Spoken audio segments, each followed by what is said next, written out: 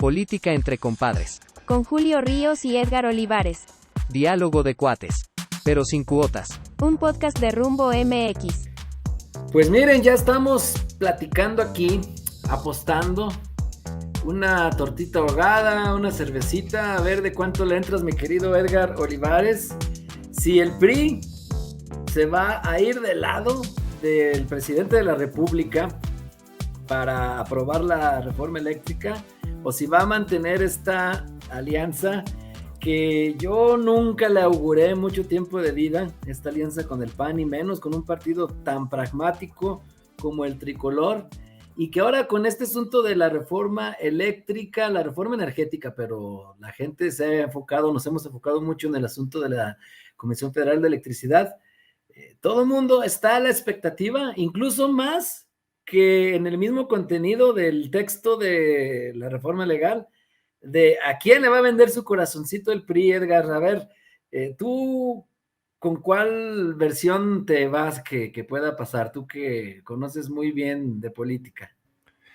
¿Qué tal, Julio? Pues qué gusto saludarte. Y bueno, ¿quién iba a pensar, Julio, que aquel gran partido hegemónico que estaba en el poder iba a terminar siendo la manzana de la discordia de la política nacional, ¿no? Y es lo que estamos viendo ahora.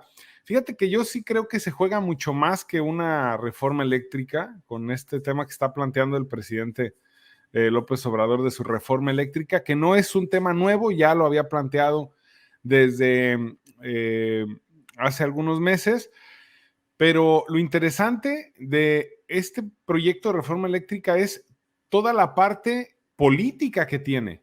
Ya en la semana tú tuviste la oportunidad de platicar con la maestra Ana Luz Quintanilla sobre los aspectos técnicos y por qué es importante la reforma o qué se está jugando en la reforma en materia de la gente que está invirtiendo de otros países en energía eléctrica en México.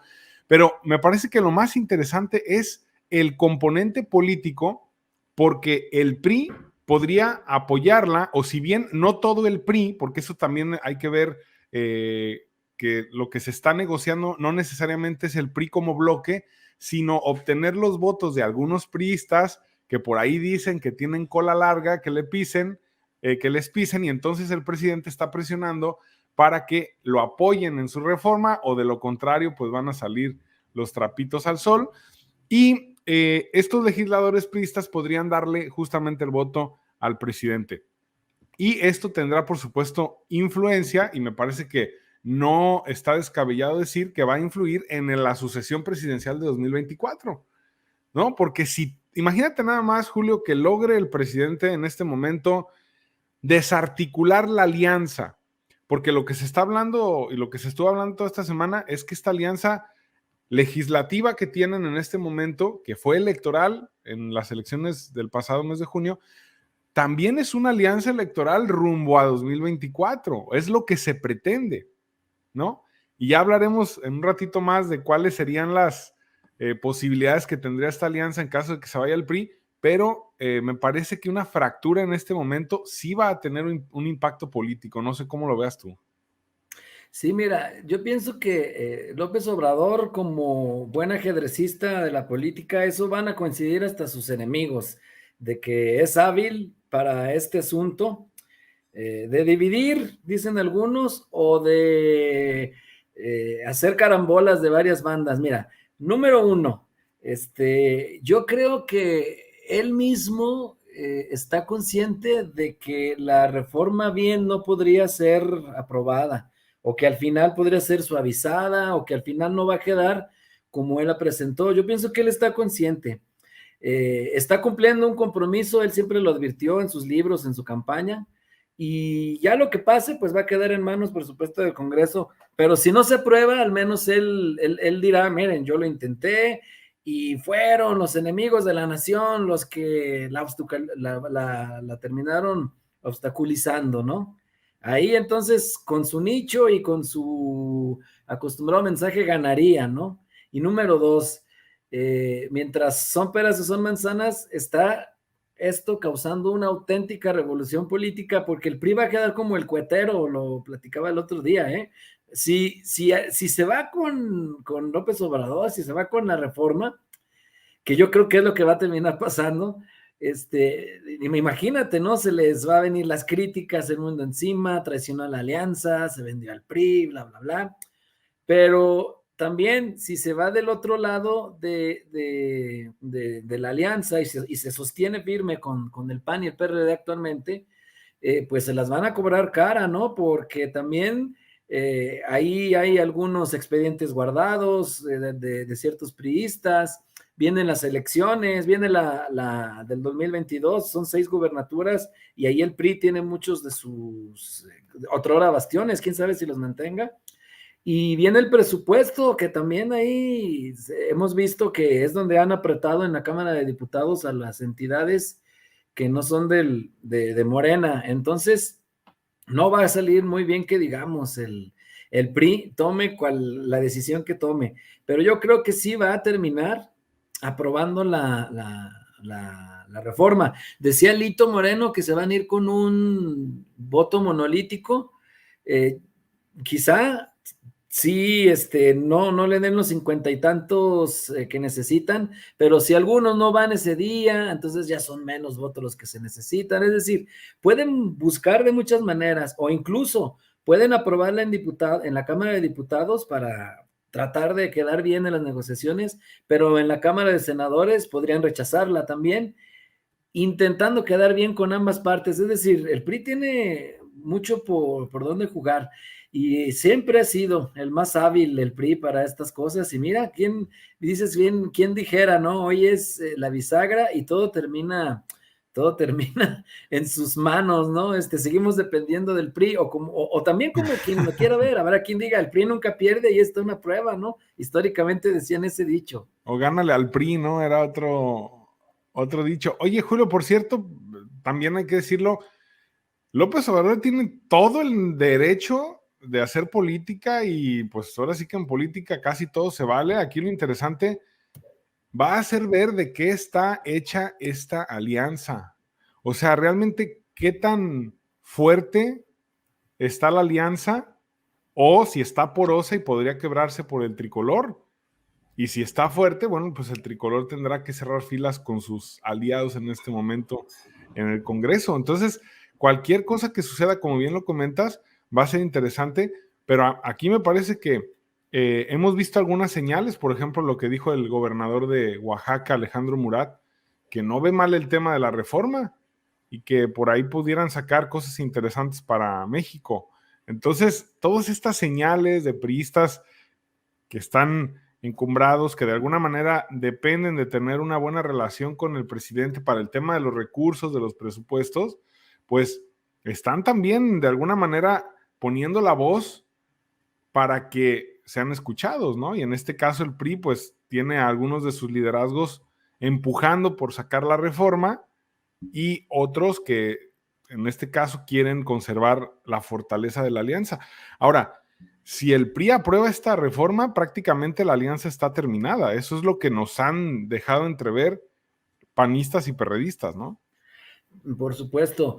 Sí veo muy endeble la alianza porque imagínate, este es el primero de muchos grandes temas que van a venir en el Congreso. Y ya con el primero estamos con estos tambaleos. Imagínate, suponiendo que sí, el PRI termina votando en contra de la reforma, después van a venir más temas y va a venir otra vez la presión por los dos lados contra el PRI, tanto de la cúpula empresarial y de los partidos políticos que son ahorita sus aliados y de los que ahorita son sus adversarios. Es decir, el PRI va a evaluar todo eso porque un desgaste así de 3 años va a estar muy complicado y que sobreviva la alianza durante tanto tiempo. Se ve muy, muy cuesta arriba, pero el PRI también sabe que el PAN solo no puede contra Morena y que va a terminar necesitando sus votos en el 2024. Y el PRI sabe también que 3 años son muchos y que sí, ahorita hay un escándalo, pero en México tenemos poca memoria. Quizá en un año ya nadie se acuerde de este tema o en un año y medio y ya se la van a perdonar al PRI cuando se necesiten las alianzas electorales, que es donde el PRI opera muy bien. Entonces, ahí está muy interesante el tema, pero yo sí creo que al menos en esta sí se van a ir con la reforma. Oye, Van a inclusive, terminar suavizándola, eso sí me queda claro. sí, pero inclusive aquí hay otro jugador que no estamos tomando en cuenta, Movimiento Ciudadano. Fíjate, Movimiento Ciudadano, ¿qué fue lo que dijo para no estar en esta alianza? Que no estuviera el PRI. Entonces, Movimiento Ciudadano decía, con el PRI no vamos ni a la esquina. Entonces, si se rompe la alianza por el PRI, pues Movimiento Ciudadano puede ser un jugador que entre hacia esa alianza de cara a 2024. Hoy tenemos, por ejemplo, muy posicionado, y no es para menos, a Luis Donaldo Colosio Riojas, porque es hijo de quien es, ¿no? De un candidato presidencial que dejó entre los mexicanos una especie de esperanza muerta, de esperanza fallida entre muchos mexicanos después de que fue asesinado. Entonces, para mucha gente ver a Luis Donaldo Colosio Riojas es como volver a tener la esperanza en aquel Colosio, que era otra época, que eran otras circunstancias, que era un país donde la hegemonía priista estaba muy fuerte y donde el discurso fue disruptivo por parte de Luis Donaldo, ¿no? Y entonces, bueno, ya lo que haya pasado, porque desafortunadamente hay demasiadas teorías de la conspiración todavía en el caso, pero independientemente de eso, fue frustrada su campaña, su candidatura, lo matan, y entonces pues quedó como una frustración entre muchos mexicanos, y me parece que hoy, al momento de que pones el nombre de Luis Donaldo Colosio en las encuestas, por supuesto que sale entre los primeros lugares, ¿no? Ahora, de eso a que Luis Donaldo tenga la experiencia y el tamaño para ser candidato presidencial o incluso presidente de México, no estoy tan seguro, pero de que es un jugador, ¿no? Igual que Alfaro y que el mismo Samuel García. Pero bueno, Sí, ya veremos cómo se ponen las cosas, pero ojo, porque tampoco, no me digas que en el PAN o en el PRD tienen figurones. O sea, después de lo que pasó con Anaya, no me digas que tienen figuras que puedan realmente encabezar una alianza. Más bien creo que el apetito de ellos es voltear hacia Movimiento Ciudadano, pero si el PRI les está estorbando, me parece que en una de esas tampoco le cae mal a la alianza que el PRI se salga para que Movimiento Ciudadano entre a jugar, ¿eh? Sí, has tocado un punto muy interesante, Movimiento Ciudadano, y no estoy defendiendo, por supuesto, a nadie, ni impulsando a nadie, pero Movimiento Ciudadano tiene una marca con más, ahorita con más credibilidad que la del PRI, que históricamente ha sido odiada por los mexicanos, por decirlo así, ¿no? Por un sector de los mexicanos. ¿Y quién en su sano juicio va a votar en contra de Colosio en una boleta? Tienes toda la razón. O sea, ¿quién se atrevería después de todo lo que pasó, no? El mismo apellido, pues, es como una marca, querido, ¿no? Ya establecida sí, en claro. México. O sea, políticamente hablando, es una marca, ¿no? Pero Que incluso suponiendo que muchos se analistas... mantiene el proceso natural, que es lo que en Movimiento Sí. Ciudadano han visto, que Colosio más bien sea gobernador de Nuevo León en la próxima, pues tarde que temprano va a llegar Colosio a esto, ¿eh? Va a llegar Colosio, sí, claro, a que lo veamos, el hijo de Colosio, que lo veamos en las boletas compitiendo por la presidencia, y por lo pronto sí, ni el PAN ni el PRD tienen, el PRD pues está prácticamente arañando los registros ya en cada elección, y el PAN no tiene un personaje fuerte, entonces pues inevitablemente voltearán a Movimiento Ciudadano. Si bien Alfaro era el hombre fuerte de este partido, ahora irrumpe Samuel García, y con luego la mercadotecnia, las redes sociales, todo eso que ayuda muchísimo, pues ahí podrían tener pues algún gallo para tratar de vencer a Morena, que por ahora en las encuestas es el que va arriba, ¿no? Y entonces el PRI, imagínate que sí termine después de esto en el 2024 en una alianza ya formal con Morena. Yo tampoco lo descabellaría, ¿no? Yo tampoco lo descartaría, no es descabellado.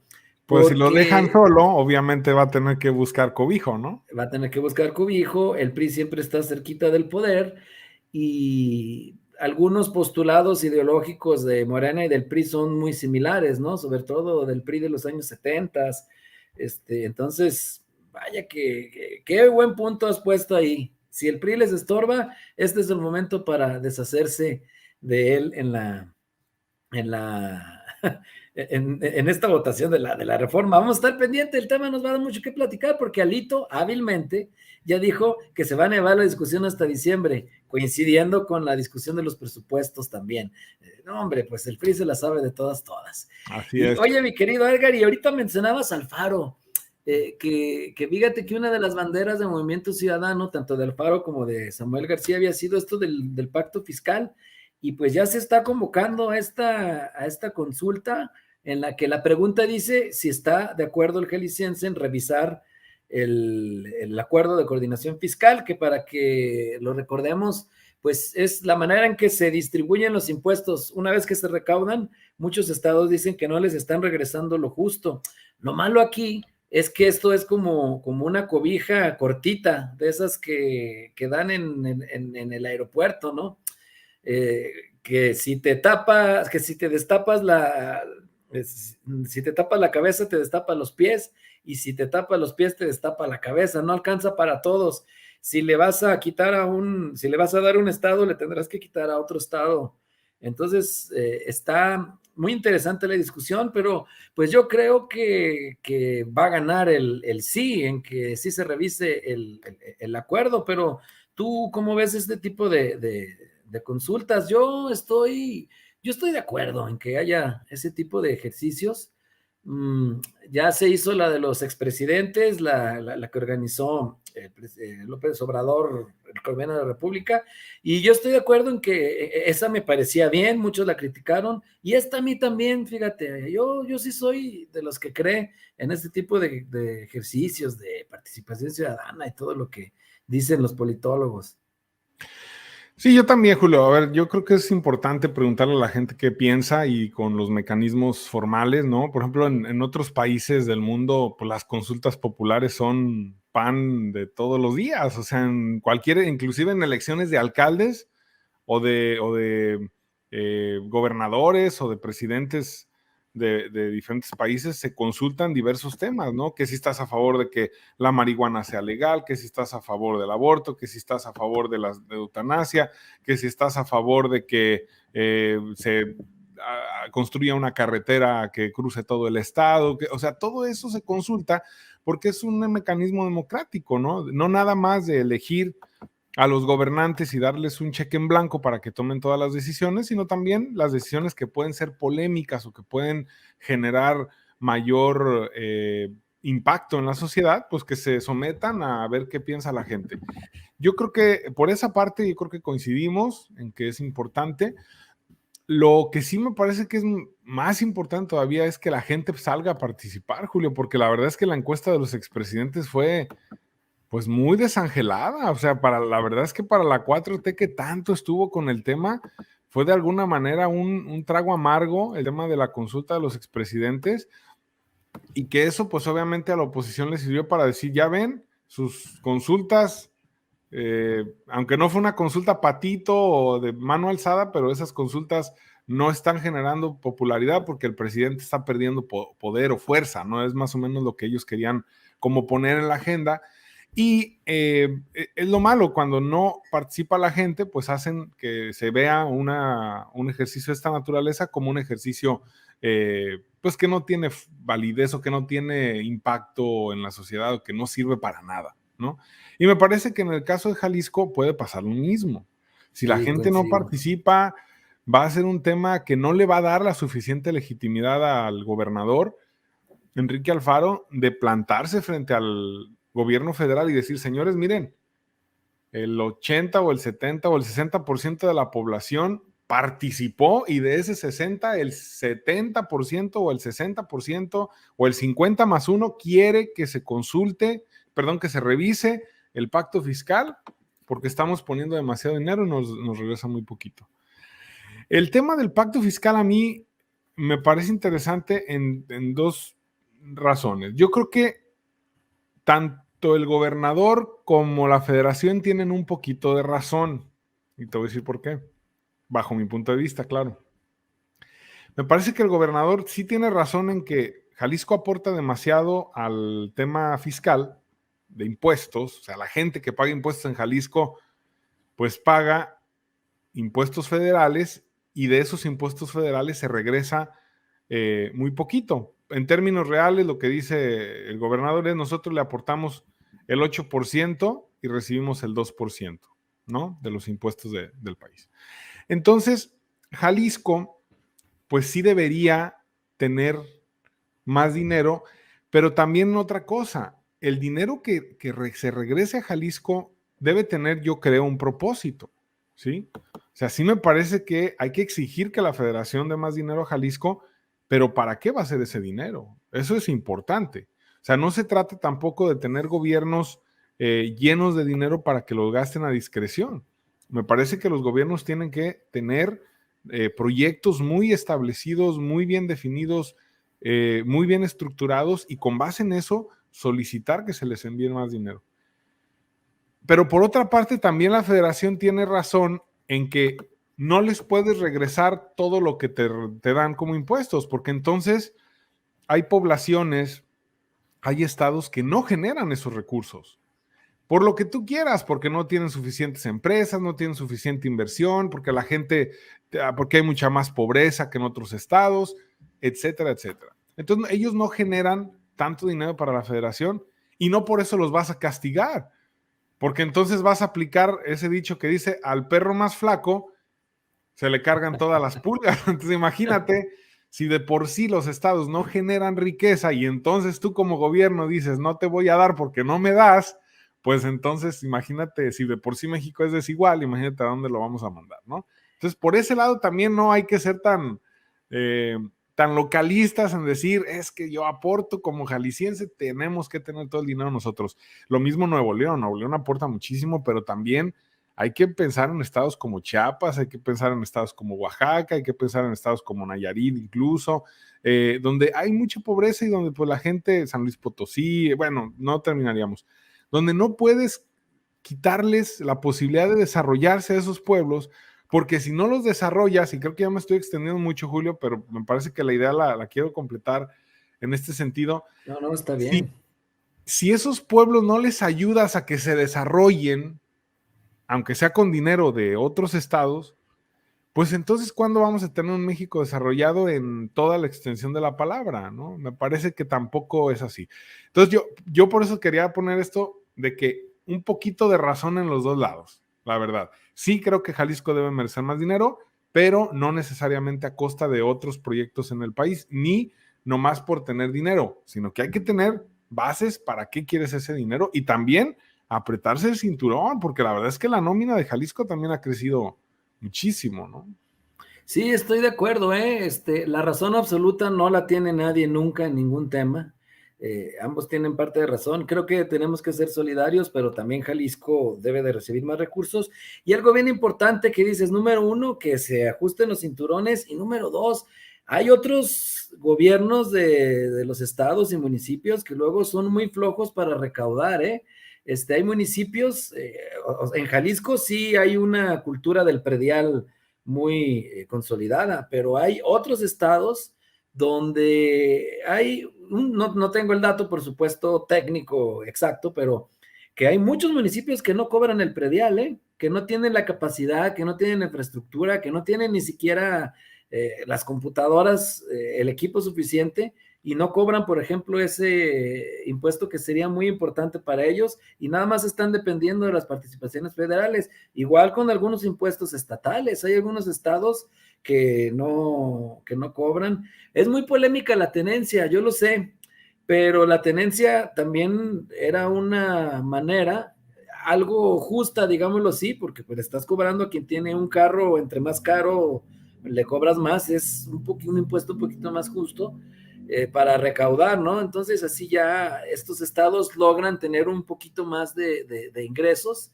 Yo creo que, no estoy diciendo que regrese, porque luego me ahorcan, ¿no? Que regrese la tenencia a Jalisco, ¿no? Pero a lo mejor algún tipo de recaudación de impuesto que pudiera ayudar un poquito más a los estados. En el caso de Jalisco se recauda bien, pero hay otros estados donde sí hace falta esto. Y yo creo, mi querido Edgar, para terminar con esto, que sí va a ser poca la participación. Ahí está bien difícil el reto porque el tema es complicado. No es un tema tan facilito. Si el otro, que era más sencillo, que era juzgar o no juzgar a los expresidentes, no tuvo tanto eco o no fue un imán para atraer a las urnas a los electores, pues imagínate este otro del pacto, del convenio de coordinación fiscal, que muchos no lo comprendemos, y se necesita para que sea vinculante 2.517.000 votos. Eso es lo que se necesita para que sea vinculante. ¿Se alcanzarán? No lo sé. Esto, y ni siquiera es una cifra tan alta. Es el 33% de los habitantes del estado lo que se necesita.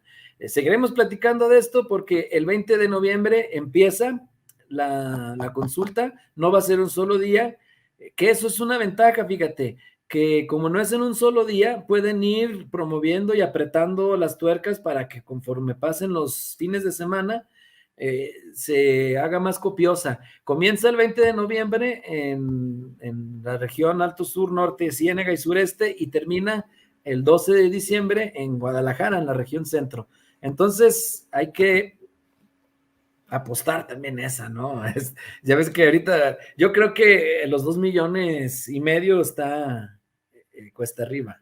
Oye, Pero sí, y la gente pues cansada de tanta elección y de tanta votación, ¿no? Porque, por ejemplo, en Tlaquepaque se va a empalmar con otra vez se va, Tlaquepaque. se va a empalmar, aparte con la de Tlaquepaque, se anularon las elecciones, pero, o sea, ya Citlali Anaya ya había tomado, ya había rendido la protesta de ley y todo ahí en el refugio de Yo Tlaquepaque, que es nunca un había edificio visto muy algo así, bonito para la gente que no conozca Tlaquepaque.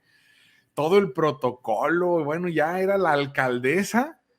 Por ahí yo leí algunos comentarios que decían la alcaldesa más rápida del oeste, o sea, entró y a las 6 horas prácticamente ya no era alcaldesa ni nada, porque era volver a participar en la elección y con todo lo que eso implica, Julio. Oye, duró más Javier Lozano Alarcón como vocero de la Coparmex, Sí, imagínate, porque imagínate. alcanzó a durar 24 horas, algo así, 32 horas, y ella, pues no, ya a las 2, 3 horas ya se había dado el fallo.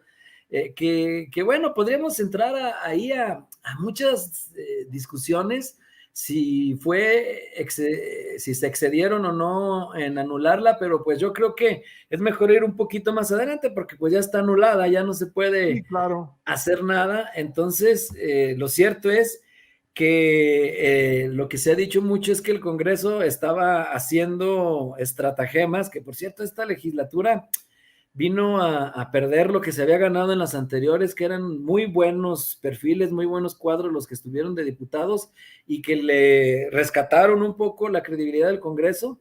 En esta legislatura han dado varias decisiones polémicas y esta es una de ellas, que aparece la convocatoria solo para que participen mujeres.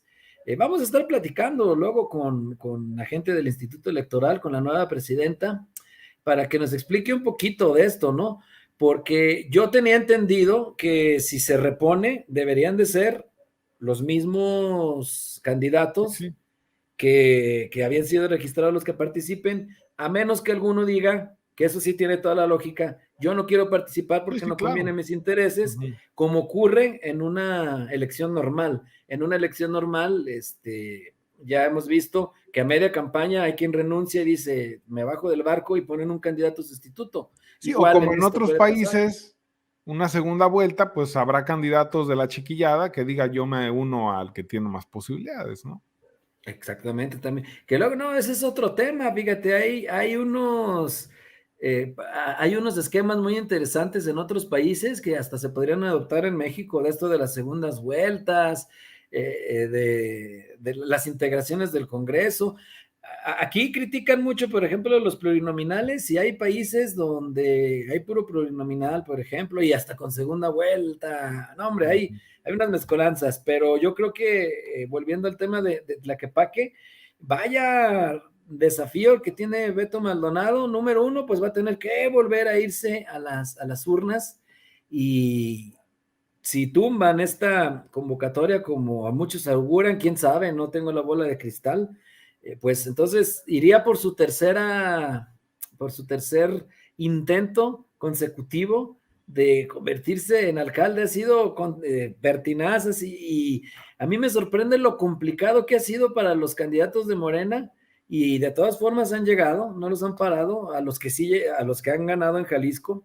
En el caso de Zapotlanejo, por ejemplo, y de Puerto Vallarta, a ambos los tumbaron en su registro y duraron casi un mes sin hacer campaña. En el caso de Puerto Vallarta hubo otra candidata que era la segunda en la lista y la subieron, la que hizo campaña en vez del profe Michel. El profe Michel, que tiene una historia, a ver si luego le hacemos una entrevista, Edgar, lo vamos a invitar a este espacio, que tiene una historia, ahí me la platicó maravillosa, de cómo fue que López Obrador lo invitó ahí a su movimiento. Él siempre había sido del PAN, y ahí no le abrieron la puerta, y al final, pues mira, ahora es alcalde. También él fue muy, pertinaz, fue muy tenaz en eso. Y también en el caso de Zapotlanejo, al principio lo tumbaron.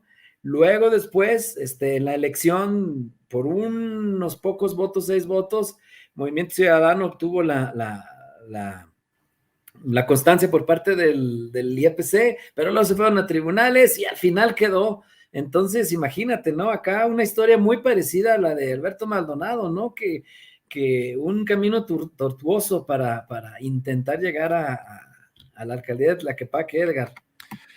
Un personaje que conoces, pero fíjate, muy bien, un personaje que conozco muy bien, porque es lo que te iba a decir. O sea, la historia de Alberto Maldonado es de esas cosas que en la política son muy sabrosas para desenmarañar. Mira, Alberto Maldonado fue diputado local, no recuerdo exactamente en qué legislatura, tengo que revisar ese tema, pero fue la misma legislatura donde Jorge Aristóteles fue diputado, en paz descanse, el exgobernador de Jalisco.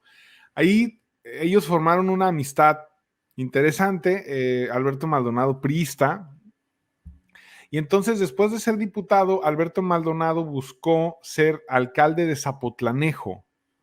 Buscó ser alcalde de Zapotlanejo por allá por el año 2006. En las elecciones de 2006 él estaba buscando ser presidente municipal de Zapotlanejo, se acercaba, él había sido diputado por Tlaquepaque, por un distrito en Tlaquepaque, pero tenía muchos problemas con los Barba, ¿no? Al principio era como su muchacho y después empezó a tener ahí problemas con los Barba, que en su momento eran pues muy poderosos en Tlaquepaque, ¿no? Seguramente lo siguen siendo, pero bueno, ya no tienen tanta influencia como antes. Entonces él buscaba ser alcalde de Zapotlanejo y por varias veces lo intentó varias veces, no se le dieron las cosas. A la llegada de Aristóteles Sandoval al poder lo nombran como delegado de asuntos indígenas en Jalisco, como delegado nacional de asuntos indígenas en Jalisco, y después sale, nunca supimos por qué salió, la verdad es que hay muchos rumores, inclusive de carácter personal y todo, nunca supimos por qué salió, pero pues la amistad del gobernador de alguna manera le sirvió para llegar a ese puesto. Recordarás que antes de que hubiera los superdelegados, los gobernadores prácticamente tenían toda la cartera federal para acomodar a su gente, esa es la verdad. Entonces, todas las delegaciones federales eran ocupadas por gente cercana a los gobernadores o al partido en el poder. Entonces, Alberto Maldonado fue el delegado de ese tema de los asuntos indígenas y después sale de ahí y bueno, ya se perdió por ahí un tiempo y ya en las elecciones de 2018, exactamente, pues nos sorprendió siendo candidato de Morena a la alcaldía de Tlaquepaque, luego regidor y ahora otra vez candidato. En la política no hay muertos, Julio. La verdad es que hay personajes que de repente tú los ves en la oscuridad total y resurgen y renacen y hoy podría convertirse Alberto Maldonado primero otra vez en candidato, luego en alcalde de Tlaquepaque y va a ser muy interesante, así como estamos analizando la sucesión de 2024, que es demasiado pronto para el tema de Jalisco, pero la verdad es que el doctor Lomelí, pues no creo que ya le den mucho juego para ser candidato a gobernador, porque lamentablemente para él no ha podido ganar casi nada, prácticamente no ha ganado nada. Y bueno, fue superdelegado, era una gran posición para manejar los recursos federales y de alguna manera posicionarse, pero pues duró muy poco también en el cargo, porque él no iba a dejar de venderle medicinas al gobierno, obviamente, es su negocio. Entonces ahí hubo un conflicto de interés. Pero me parece que aquí las figuras de Morena, como fracasó Alberto Uribe en Zapopan y como fracasó Carlos Lomelí en Guadalajara, pues aquí las cartas van a estar entre el alcalde de Vallarta, el alcalde de Zapotlanejo y por la popularidad que tiene obviamente el Canelo Álvarez y al ser su hermano, pero también vamos a ver qué pasa con el tema Tlaquepaque, porque si Alberto Maldonado pasa este tema del tribunal por el tema de la cuota de género y él se convierte en candidato y llega a ganar, pues sería prácticamente el único morenista junto con Sergio Chávez, metropolitanos, gobernando, pero yo más que ver a Sergio, yo creo que ahí Maldonado es el que buscaría un posicionamiento importante de cara a la gobernatura. Entonces va a estar muy Sí, interesante, ¿eh? El juego de qué juego va a tener Morena rumbo a 2024 para enfrentarse a Pablo Lemus, que seguramente será el candidato de Movimiento Ciudadano. muy interesante lo que comentas. Me queda claro que si Maldonado obtiene la alcaldía, van a ser esos tres personajes de Morena los que van a estar en las opciones para que ese partido intente enfrentar a Pablo Lemus. Pablo Lemus, que como bien lo dice, está fuerte, es ahorita el rival a vencer, ¿no? Sobre todo pues porque primero no hay un adversario todavía cierto, pero segundo pues porque Movimiento Ciudadano sigue teniendo el bastión en Jalisco y es un político muy popular, Lemus. Por ahora ha mostrado un estilo distinto de hacer política, ¿no? Entonces, un personaje fresco. Se va a poner bueno el 2024, así como se puso buena esta charla, mi querido Edgar Olivares, tan buena que se puso que te invito a que la remates. El remate.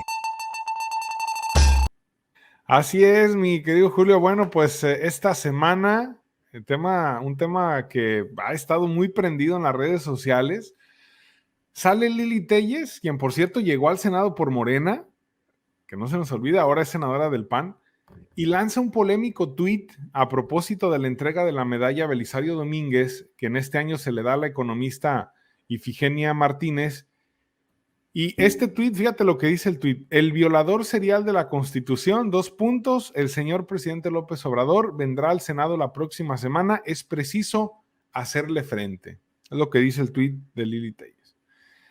Esto lo toma obviamente como una rebelión el presidente y como una incitación a insultarlo, y dice: me van a atacar, voy a ir al Senado a exponerme y pues ¿saben qué? Mejor no voy. Aquí me quedo en la mañanera a gusto en el Palacio Nacional, y le manda una carta a la economista galardonada y luego pues se viene una ola de amenazas también en redes sociales contra Lili Téllez y su hijo, y hasta la primera dama sale y defiende a Lili Téllez en cuestión de decir no estoy de acuerdo en que se le insulte a una mujer, en que se le ofenda y que se amenace a sus hijos o a su hijo.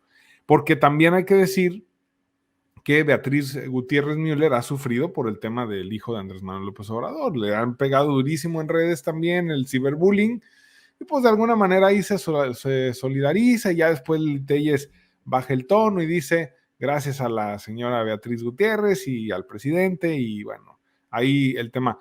Muy polémico el asunto, también muy incendiario el tuit, ¿no? Encendió las redes y después las amenazas, que tampoco está bien, vinieron en su contra. Entonces, pues yo creo que esto dará paso, Julio, no sé qué pienses, a tener ya una política más de altura, más cordial, y ojalá así sea, porque pues tú no puedes saber qué amenazas pueden ser broma y qué amenazas pueden incluso tener algo de ciertas y puede ser muy peligroso. Y ojalá no entremos nunca a ese juego o a esa situación tan complicada donde pudieran incluso agredir a una senadora o a su hijo. Yo creo que sería muy, muy lamentable. Ninguna persona merece este tipo de amenazas, este tipo de, pues, zozobra, por decirlo de alguna manera, porque por supuesto que ese tipo de mensajitos tan agresivos a todo el mundo lo acalambra, lo merma. Qué bueno que la primera dama también se solidarizó más allá de las diferencias políticas que existen. Creo que nadie merece eso. Y que no sé si realmente al final el presidente hizo bien en no acudir porque era la galardonada una persona de su movimiento, una ideóloga de la izquierda, que pues yo creo que a ella le habría encantado que fuera el presidente el que le entregara el galardón. Pero bueno, con el clima tan enrarecido políticamente, también hay quienes digan que fue lo más sensato, mi querido Edgar. Y pues hablando de sensatez, pues aquí nos vemos ya para la otra, para seguir aquí charlando entre compadres aquí con mi buen Edgar Olivares. Así es, Julio, un placer platicar contigo siempre de política y también decirle a la gente que pues en este podcast vamos a estar cada semana y vamos a tratar de tener también invitados cuando así lo amerite la ocasión, tener invitados interesantes para, además de nosotros hablar de política, tener un segmento con invitados, entrevistas y sobre todo ir buscándole el lado B a los personajes de la política, tanto nacional como regional en diferentes lugares del país, porque es interesante, Julio, ir conociendo pues esas perspectivas que tienen los personajes que toman las decisiones que nos afectan a todos y es importante conocerlos y pues ojalá pronto podamos tener ese tipo de personajes, hombres y mujeres que tienen las riendas del país, de los estados y que seguramente será muy interesante ir platicando con ellos y también con algunos analistas sobre diferentes temas que por supuesto vamos a ir platicando aquí que a la gente le interesan. Y sabes qué, Julio, también quiero invitar a la gente a que nos escriba, que nos deje sus comentarios en este podcast y no sé si quieras dar tu Twitter para la gente que nos escuche en Spotify y yo doy mi Twitter también para la gente que nos escuche en Spotify. Para quienes nos siguen en YouTube pues van a aparecer en pantalla y nos pueden dejar sus comentarios en YouTube y en Facebook, pero sí será muy interesante pues escuchar a la gente porque de ahí podemos sacar ideas para platicar, porque puede haber mucha gente que le interese un tema determinado y nosotros podemos platicar de ese tema en los siguientes programas, en los siguientes podcasts, Julio. ¿Cómo no? Mira, por supuesto que nos sigan también. Primero en @rumbo_mx, que es el Twitter de esta plataforma que hospeda este podcast y que es este proyecto de información de la política y la economía de Jalisco y México. Y su servidor está en Twitter como @julio_ríos. Están sencillos los Twitters, sí, para aprendérselos. Pues vamos a poner aquí en pantalla, Julio, para que no se nos olvide. Entonces, Julio_Ríos, para que la gente nos siga. Y también voy a poner el mío para que también hagan el favor de seguirme y de esa manera estemos en contacto, porque es muy interesante de verdad estar en contacto con la gente y los vamos a poner en este momento para que nos escuchen. Dame un segundito. Sí, está bien. A ver si luego también hacemos algún sorteo de algún libro, de algún asuntito aquí. Vamos a tratar de que, además de que la charla sea amena, pues tener algunos otros regalitos, incentivos para nuestro siempre amado público en este podcast. Y Julio, sobre todo, ¿qué se dime. espera para esta semana en la política? A ver, platícanos, ¿qué temas crees que van a seguir estando en la palestra para estar con un ojo sobre esos asuntos? Mira, por lo pronto, el próximo lunes en Jalisco se va a dar dijo el gobernador Enrique Alfaro que iba a ventanear a los pensionados FIFI, que iba a dar la lista de los que se ampararon para no perder su monto de jubilación, de pensión, perdón. que superaban en algunos casos los 100,000 pesos mensuales, y había unos que ganan más que el gobernador gana 166,000 pesos, ahí están ya los Twitter, sí. Entonces eso va a estar interesante, ver qué pasa con la iniciativa Mérida, y sobre todo, también va a haber reacciones del tema de la presa del Zapotillo, que como sabemos el presidente de México hizo un compromiso con los habitantes de los 3 poblados de Temacapulina, Cacico y Palmarejo, y a ver si se hace bueno, ya el proyecto iba avanzado, pero si se culmina o se abandona. Entonces son temas que sin duda van a estar en la palestra, y muy probablemente también ya se confirme la presentación ahora sí de la impugnación contra la convocatoria municipal de Tlaquepaque. A ver qué nos dice también la presidenta, que por cierto la presidenta es interina, en los próximos días vamos a saber quién va a ser la persona que va a encabezar el Instituto Electoral y de Participación Ciudadana. Eso es muy importante también, así que hay varios temitas. Perfecto, Julio, pues un placer platicar contigo como siempre de política, y un saludo a toda la gente que nos ve y nos escucha a través de estos medios. Muchas gracias.